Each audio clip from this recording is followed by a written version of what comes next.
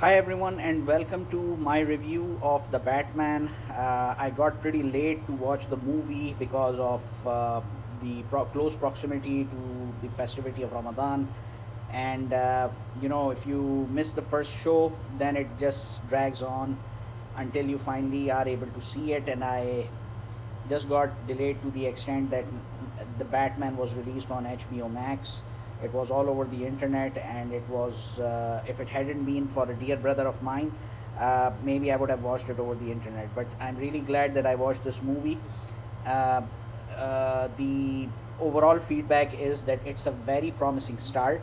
Matt Reeves has done a very good job, but there are some points I want to address with a bit of detail. But for that, it's going to be having some spoilers. There's no point at this stage to warn anyone about the spoilers, but I'm just doing it for the sake of those who still haven't watched this movie. There might be people like me out there. First up is that uh, there were a lot of expectations from this movie. We have the body of work of Christopher Nolan, we have Zack Snyder's work, and we have Tim Burton's work, uh, and each and every one of them have their own particular fan base, if you will. Some of them are, how should I say, open enough to give other people a chance, watch their work, be able to assess the quality of their work. But a good number of them are also die-hard fans who don't want to acknowledge the work of the other. So if there are people like who love Tim Burton's work, but they don't appreciate what was done by um, Christopher Nolan, for example, I mean, the world uh, is full of all kinds of mindsets, all kinds of opinions, and we have to acknowledge all of them. Uh, my first credit goes to Matt Reeves for producing a movie that has almost nothing to do with what Christopher Nolan did with his trilogy. Why did I say almost? Because by the end of the day, both movies are about the Dark Knight, and that's the only thing that's in common between the two. The difference, if I can put it mildly or in a very simple way, which is easily understandable, I will take the example of Batman Arkham video game and Batman Telltale. So, Batman Arkham is something which Christopher Nolan has done, whereas Batman Telltale is the Matt Reeves work. Why? Because I'm sure quite a lot of you have read the review, and they said, somebody, I can't recall who was it, which movie critic said that Matt Reeves put the detective back into Batman. It's not just about superheroism. Uh, it it is nothing remotely close to what Christopher Nolan did, because his direction was to take a very philosophical angle about vigilantism, about multiple personality disorders, about uh, uh, insanity, about the yin and yang, about the uh, providing oneself the justification to exist, and trying to eliminate the alter ego, which is namely Bruce Wayne. The Matt Reeves project or movie is, you see shades of Hollywood noir films. You see Batman as a detective. Robert Pattinson. Now, I have to give a review about Robert Pattinson. Was he good or great as the Batman? Yes, absolutely. I am a fan of Christian Bale, and I'm not gonna say that he is better than Christian Bale, but I'm gonna say that Robert Pattinson nailed it. But is he a good Bruce Wayne? That needs work. I understand that this movie takes place in the early years of Batman, because Matt Reeves has taken the Long Halloween, Batman Year One, and Batman ego as the main points of references when he was developing this movie, when he was producing this movie, when he was directing this movie. So, in that respect, this is the Bruce Wayne from the earlier years, a younger, not as experienced Batman, or at least not as experienced of a Bruce Wayne, who is now familiar with how to basically juggle his lifestyle between the Dark Knight and the billionaire playboy. So, in my opinion, Robert Pattinson as Bruce Wayne was not like Christian Bale as Bruce Wayne. Christian Bale, he he just, I mean, it was as if the role was made for him. That's one. The other bit is Jim Gordon. This guy, this actor, was his performance was quite exaggerated. I could see the shades of the 1930s and 40s Hollywood movies, the noir movies, which had Humphrey Bogart, where you would be seeing people talking like in an extra suspicious way with a particular accent. Oh yeah, you think I'm a fool? Something like that. So I just don't think it was needed. The other thing was that the pace of the movie in a lot of scenes seemed very slow. Of course, it's a detective movie, it's mystery, it's murder, it's thriller, all wrapped into one. But you know, the pace of the movie, sometimes you need to make sure that it doesn't become a drag. There are few instances where that happened. Another thing was, and that is something which a lot of directors end up doing, because by the end of the day, to err is human. That scene where Batman is needed to remove, wants to remove the collar of the DA, and that collar explodes, and when it explodes, Batman is thrown all the way back, and surprisingly his face is, it doesn't, not even a shrapnel hit him. I mean, if you're so close to the bomb device and it explodes right so close to you, how is it possible that you're not hurt? Okay, fine, you're wearing a very good body armor and everything, but your face is exposed. So this was a bit of an attention to detail that was needed. Zoe Kravitz,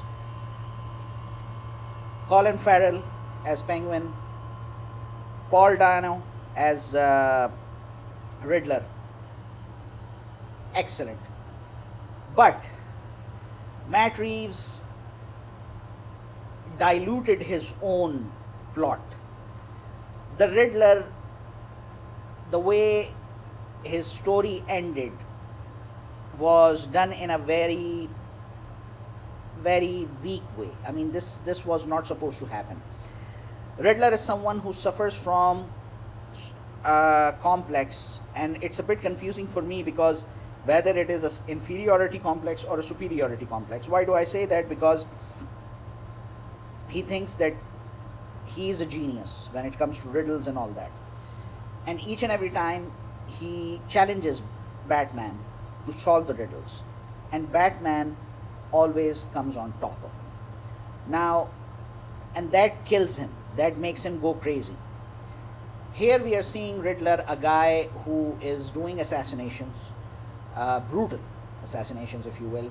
He is coming from a very tragic story, being affected by the Wayne Foundation, especially the orphanage project that was there, and knowing the people who were using that money after the death of Thomas Wayne as slush funds from Gotham Police, from the DA, from Carmen the Roman Falcone. This guy ends up like leaving all the riddles, being ahead of each and every one, and next thing you know, he gives it all up for the sake of thinking that Batman was going to be on his side. And then on the other hand, this is like a weird kind of expectation coming in from a guy who challenges his opponents to solve the riddles, or else you guys are boom. And then if he wants to assassinate a mayoral candidate, why would he be hiring amateurs who weren't able to do the job? Here, I needed to compare Christopher Nolan's bank heist in The Dark Knight, which is led by the Joker. It was the most shocking one ever. It was the most thrilling one. It was the one that made you tremble from within. And this was like, it was very poorly executed. Then at the same time, Batman is the vengeance. I don't know why was he being portrayed in the end of the movie as a savior who will lead people to salvation, or lead people of Gotham towards salvation. That's not what Batman does. He never does that. That's not the Batman personality. And even if you wanted to differ from the comics, this thing doesn't suit Batman. This is more in the Superman territory rather than the Batman territory. So this is what it is. The soundtrack, amazing. Oh my god, whoever was the director of photography, I'm very weak when it comes to going through all the credits and knowing the names of the director, the story writers, the screenwriters, the screenplay guys. I'm really poor at that, but photography was just amazing. The Bat Cycle was just amazing. Batmobile was beautiful. I mean, what we saw in the trailer was nothing based on what we saw in the movie. Uh, Batcave, and I even like Andy Serkis as Alfred Pennyworth. I think he was better than Jeremy Irons in Zack Snyder's Batman vs Superman and Justice League, because Jeremy Irons' character seems, despite being Alfred Pennyworth, seems a bit out of place to me. Whereas here it was a very good choice. First of all, to choose Andy Serkis as the actor to play this, and no offense to Sir Jeremy Irons, because he's one of my favorite actors because of Scar and so many other roles that he has done. But I think that on this in this area, Matt Reeves was spot on. Now, if I have to give my verdict, because I'm going to be comparing this movie when it comes to ratings with Christopher Nolan's Batman Begins, because that was the starting point for the trilogy, and this one happens to be the starting point for Matt Reeves. I hope it's going to be a trilogy. For me, Batman Begins is somewhere in the 9.2 out of 10 range, whereas this one is 7.2 for me, based on the things that I have highlighted as weak points that need to be addressed in future projects. It is very promising. It's a sigh of relief to see Batman as a detective, and you know, having that Hollywood noir feel is just beautiful. The cast members are all of them. Even the actor who played Jim Gordon is a good actor, but he needs a better direction. They say about Robert Pattinson that he's the director's actor. So whatever the director tells him, he executes it exactly the way he's told, which te- which gives me the indication that when I saw Robert Pattinson in Tenet, which was directed by Christopher Nolan, his acting was par excellence. Whereas here, when he's the Batman, superb. But when he's Bruce Wayne, it's a bit lacking. The depiction of Gotham City, and it all comes back to the CGIs if they were involved. The set that was built, the art direction was so superior. The creative direction was amazing, and I'm just hopeful that upcoming movies by Matt Reeves of our favorite superhero after Superman, uh, just improves on these points and gives us something to look up to for years and years and years. Another important aspect of Matt Reeves' direction is how he is laying the foundation for upcoming characters.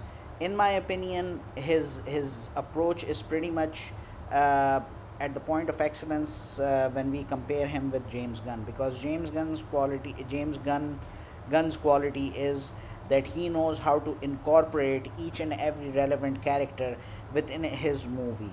And the same thing Matt Reeves has done with the last scene where we come across the Joker, the indication that Joker is going to be making an appearance. So we've got, and then Arkham Asylum is there already. The connection between the Arkham family and the Wayne family, it's a very good approach. But the Easter egg for Bane, I think, I strongly believe that Bane is going to be making an appearance. Why? Because when the Batman gets hurt by a gunshot in the last scene where he is trying to save the mayor, he injects himself with a serum. To me, that looks like venom, because it boosts the energy and revives the person. It, I might be wrong, but it seems like this was an Bane Easter egg. So this was my delayed review of the Batman. Thank you very much for watching. If you have any questions or queries, please share them in the comments. Like this video, subscribe to my YouTube, like my Facebook page, follow me on Instagram, follow me on TikTok. And if you have any idea, anything that to contribute to this discussion, please feel free to do it. Thank you very much.